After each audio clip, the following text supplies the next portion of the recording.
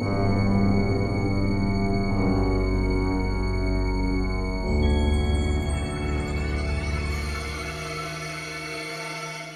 house, a one-story colonial nestled in the heart of Jacksonville's historic district, has always held an air of quiet dignity. Built in 1940, it was once the pride of an elderly couple who lived there for nearly 70 years. By all accounts, they were the kindest souls, deeply in love, but tragically childless.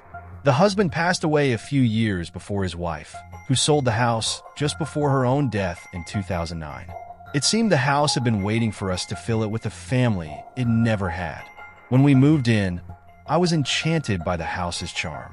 The hardwood floors creaked with age, and the vintage fixtures spoke of a bygone era.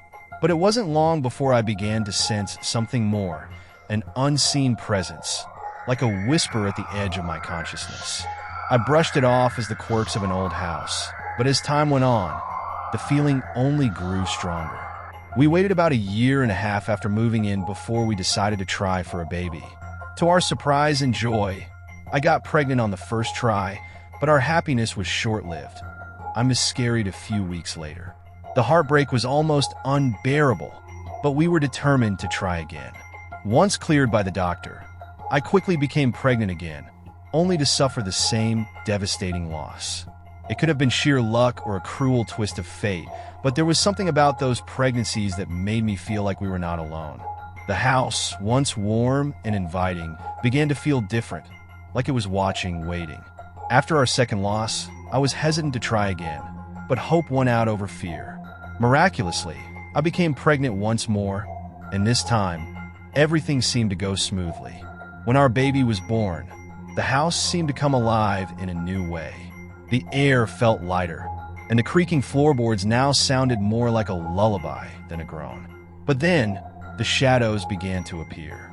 It started subtly, just a flicker of movement out of the corner of my eye. I'd see a dark shape flit past the nursery door, always when the baby cried. At first, I thought it was my imagination, or perhaps the play of light from the hallway. But the shadows became more frequent, more distinct. There was a pattern to them. They always moved toward the crib, as if someone was going to check on the baby. One night, I stayed up late in the nursery, rocking my little one to sleep. As I sat there, humming softly, I caught sight of the shadow again. This time, it didn't disappear. It lingered at the doorway, faint but unmistakable. My heart raced, but the baby in my arms was calm, almost as if comforted by the presence. The nursery wasn't the only place where I felt we were being watched. Every time I bathed the baby, I'd get the distinct feeling that someone was in the room with us, standing just behind me. The sensation was so strong that I'd often turn around, half expecting to see someone there. Of course, the bathroom was always empty, but the feeling of being watched never went away.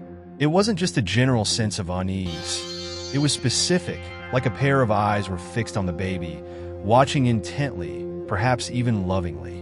I started to avoid taking baths in the evening, preferring the bright light of day, where shadows couldn't hide so easily. But even in daylight, the feeling persisted, like the house had a life of its own, one that was deeply connected to our child.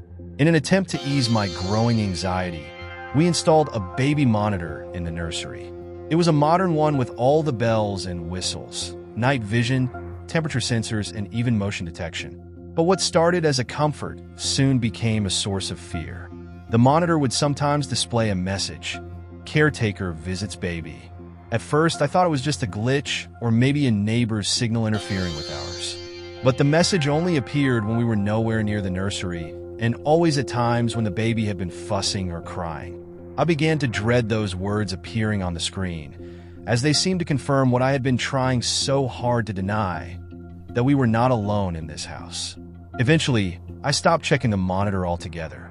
It was too much to handle, knowing that something or someone was moving through the nursery when we weren't there. The logical part of my brain told me it was all coincidence, that there was a rational explanation for everything.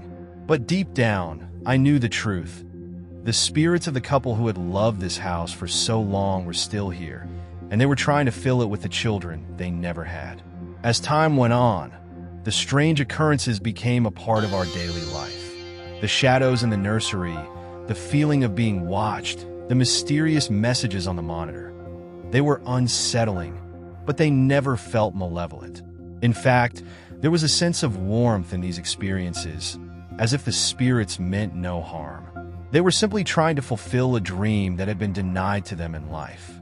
I began to think of the couple not as ghosts, but as caretakers, watching over our child with a love that transcended death. They had wanted children so desperately, and now, in some strange way, they were able to experience the joy of parenthood through us. It was both heartbreaking and beautiful.